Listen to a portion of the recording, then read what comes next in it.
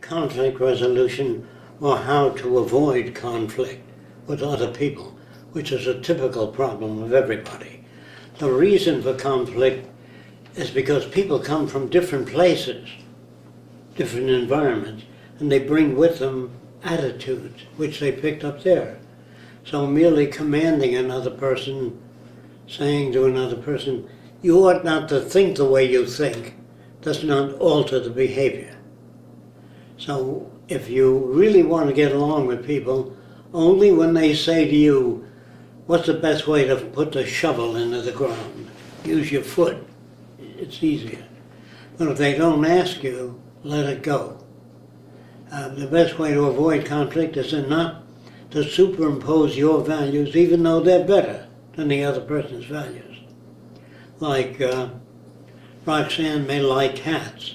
I don't like cats in the house because I feel that they're dirty and all that. But anyway, the question is, how much do I like Roxanne?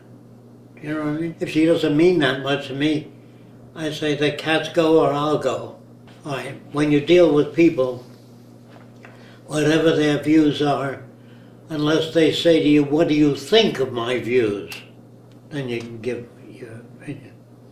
Like sometimes Joel may feel that his boss is not correct in his values.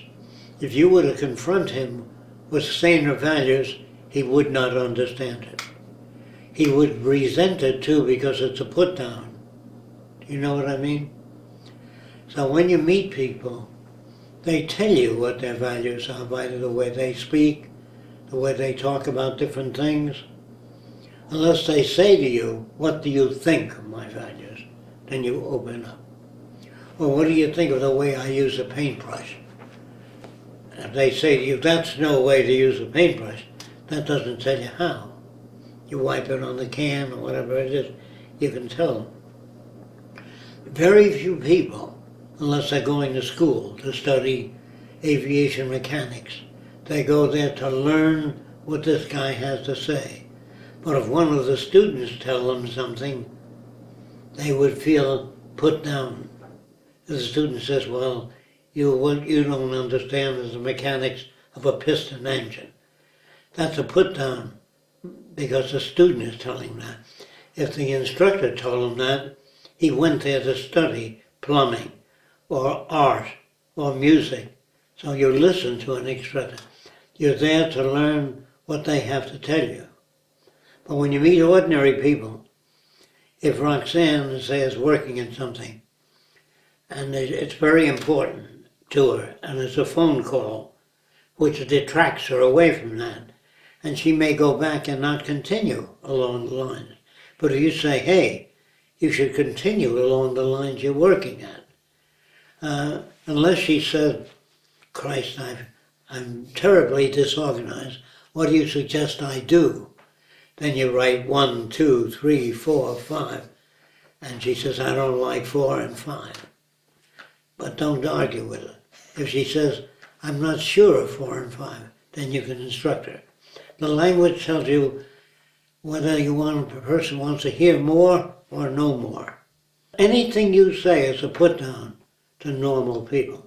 If it improves, if it's overseeing the other person's shortcomings. If another person has shortcomings, you work with those shortcomings, unless they say, how are you able to accomplish 4 films a day and I can only do 1? Then you can say, because you clean out, you bake the oven, and then you water the lawn, then you go back to your job. You have to stay with each system. Do you understand what I mean? If you get out to do a bridge, and in the meantime you water the roses and trim trees, a lot of things remain half done. I don't say you do that. But if you walk over to Larry and say, don't do it that way, do it this way, you're superimposing your values. They may be right, but you don't superimpose unless they ask you. So conflict occurs when a person doesn't seek your advice and you advise them. It doesn't always occur, but it will. So the way to get along with people is to let them be what they are. Unless they say, I don't seem to get along with Polacks, what's my problem? Very few people do that. Very few people, in fact, I've never run into a person and said, what do you think of my value system? What do you think of the way I think? If they do that, and it's sincere, not an ego thing, where they appear to be polite. And if a person annoys you in some way, just say, I don't like to discuss races. I mean, if you want to be a racist, okay, I'm not interested in that. And he said, well, how come you don't see niggers as I see them? You can explain. But if he says, well, God damn it, that's the way I feel, let him talk. Or discharge him if you hired him. You don't want to hear that. We hired a guy. There was a black man up on a pole working on an antenna. And the guy says, I need some rope. He says, tie it around your neck. If you fall, you'll hang yourself. You know, he thought that was appropriate for the black guy. We never hired him again because he was too low grade. To undo that, you have to undo his whole life. And either you hire a guy to put up an antenna or you work on his whole life. Your question is, how different is the person's background than yours? And does the person seek information? And if they did, don't feel like you're instructing them. If you come over and say, Larry, that's no way to use paint remover. Best thing to do is say, I used to do it that way, then some other guy told me another way. They don't like personal criticism coming from you. I don't get involved in that kind of discussion because it can't go anywhere unless the person says, what do you think of the goddamn Mexicans coming in this country? I think the same way about the unloyal Americans that don't appreciate this country instead of attacking the Spanish people. Say, I find Americans, some of them, to be very offensive and some to be okay. But you need not get on to the Spaniards because he has a fixed view of Spaniards. You say there are plenty of Americans that are subversive. He would agree with you as a rule. If he said, well, I never found an American, then get off. If he doesn't want to discuss it, if he feels satisfied with his point of view, the main thing you have to keep in mind is other people come from different places and they see the same thing you see, but their interpretation is different. Unless they call for answers. What do you think I ought to do? If a person has a short memory, make notes. You tell them that once or twice, but not continuously, if they don't apply it. Do you understand? You give people instructions. If they apply it, give them further instructions. If they don't apply it, it means it's just a verbal pastime. What do you suggest I do? My wife likes cats and I like dogs. You have to come up with some story. Let her have her cats if she lets you have your dogs.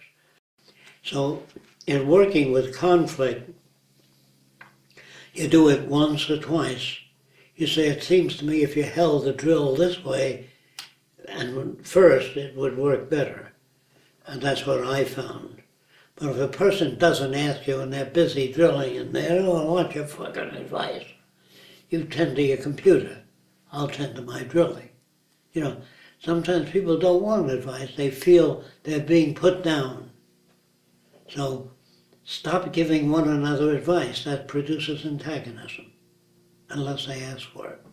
Now, is this an absolute formula? It's a better way of dealing with people, because you can turn them around by pointing out that the trouble with you is you don't listen to anybody. That doesn't cause them to now listen. They'll go on with their same pattern unless they say to you, am I inattentive? Or do I appear inattentive? Very few people talk like that. That's what sane means. Sane means when a person comes over to you and says, I'm not familiar with the jigsaw, how to use it. then you instruct them. If they come over every day and say, I don't know how to use a jigsaw, watch them and guide them through it. Does that make sense? Do you have any attitudes now about different people that think differently than you do? They think differently than you do, period. Making a comment that you're dim-witted or slow. The trouble with you is you have no imagination. That doesn't alter behavior. It only increases conflict. Do you understand what I'm saying? So, if a person's a very good painter of roses, and you like roses, then you associate with him for that reason. But it's just if you ask me, all the Irish ought to be sent back to Ireland, say, well, I'm not that, I don't feel that way about the Irish, so I'd rather not discuss it. I think there are Swedes that behave badly and some Swedes that behave well. You can say that. He might understand that, but I appreciate your comments. Don't wipe him out. You're a racist. Don't wipe him out.